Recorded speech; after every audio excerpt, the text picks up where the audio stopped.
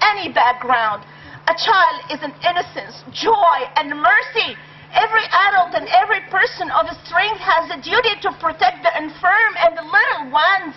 This is our duty.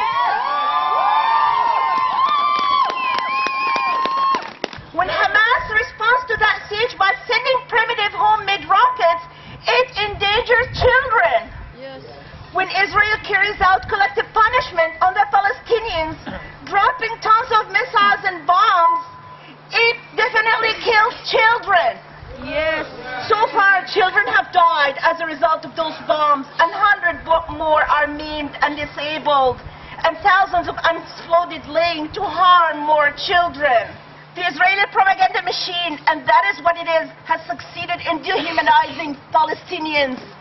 Palestinians are portrayed as terrorist radicals or unhuman.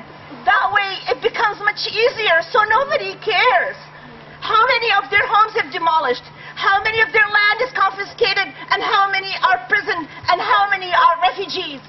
Palestinian people, the indigenous people of Palestine, like our people, a nation who want freedom and land to live on their own. Yes. Can anyone who follows those attacks, who sees the building blown to rubble, children killed on their way to school, can anyone, the crowds of terrified Palestinians not knowing where to flee?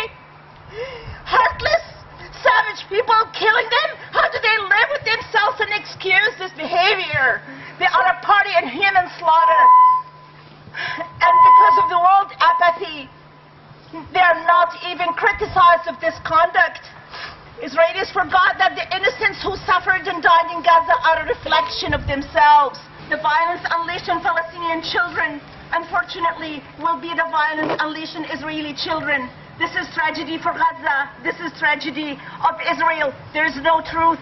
There is no reconciliation, no future when life unfolds this way. It lacks logic and long-run sustainability. How can we continue this way? We cannot. This has to stop. The violence must stop. We must keep trying to achieve justice.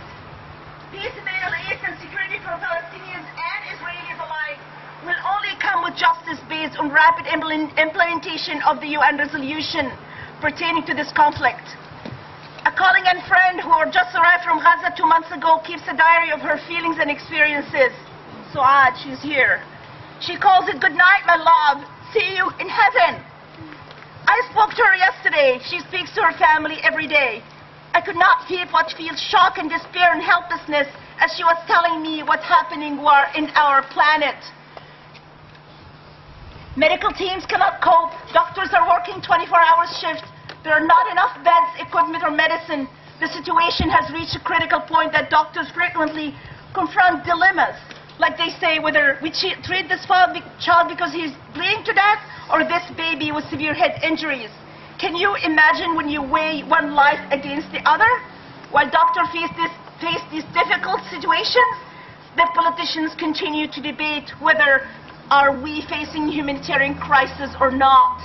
And now this. Saad's mother told her, a night before trying to sleep, we say to each other, good night, my love, see you in heaven. In a bid to stop the children twitching, jerking, trembling. This is the human side of the situation. This is what one person has expressed to me of her family's circumstances. You can only imagine her guilt and the fear she's living away from her loved one. As the people try to fall asleep, they hear the radio numbers of people who have died, rising by the hour. They wonder if tomorrow morning they will be part of that body count. This is injustice. We must all not accept the injustice. My values are that of a mother of international humanitarian law. I do not justify or accept violence of any kind and try to understand choices that government and people take. And with this said, I cannot accept or understand the motive of Israel and what they're doing to my people. If you study history and religion, we are supposed to be brother and sister. As Jews, Christians, and Muslims, we all pray to the same God. What makes us different is what makes us interesting. Voices of reason will bring an end to the massacre and violation. Silence is not an excuse. Apathy is not an excuse. Refusal to learn and understand the whole dynamic of the situation is not an excuse. Let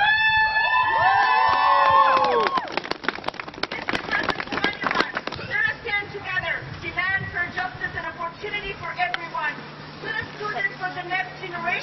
do not grow up with hate and frustration.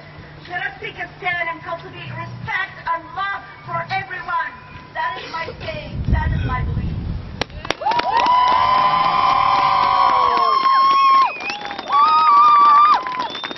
We, like Rana and Kassam, were horrified by the putrid response of the Canadian government. Completely inadequate in the face of the violence. At first, blaming participants in the violence for what was happening to them, and secondly, most recently, weekly calling for a ceasefire.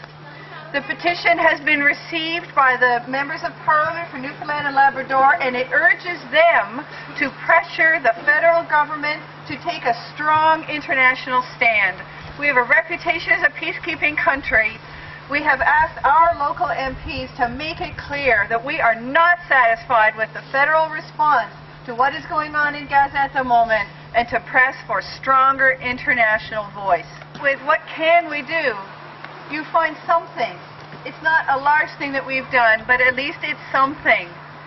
Margaret Mead said, and I don't have the quotation exactly, but I love it very much, she said, "Never doubt that a small group of concerned citizens can change the world."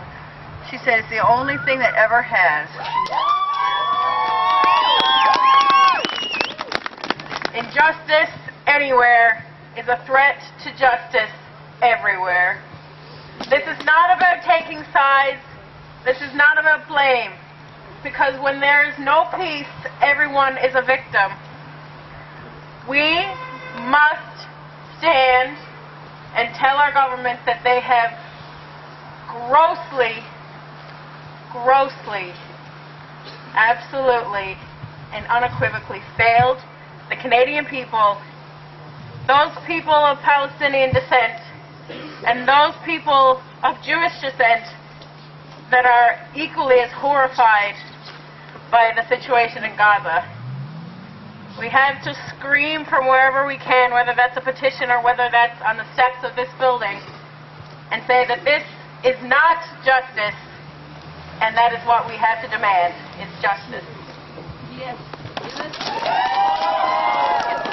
Gaza, Gaza, don't you cry, we will never let you die. Gaza, Gaza, don't you cry, we will never let you die. Gaza, Gaza, don't you cry, we will never let you die. 1, 2, 3, 4, occupation no more. 1, 2, 3, 4, occupation no more. Free, free Palestine, occupation is a crime. Free, free Palestine, occupation is a crime. Gaza, Gaza, don't you cry, we will never let you die. Gaza, Gaza, don't you cry, we will never let you die. 1, 2, 3, 4, occupation no more. 1, 2, 3, 4, occupation no more. Long live Gaza, long live Gaza, long live Gaza, long live Gaza, long live Gaza.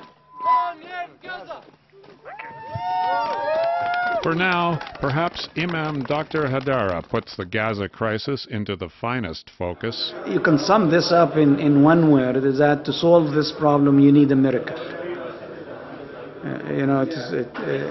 Nothing short of a miracle can remedy this situation. So you're praying for a miracle? Yes.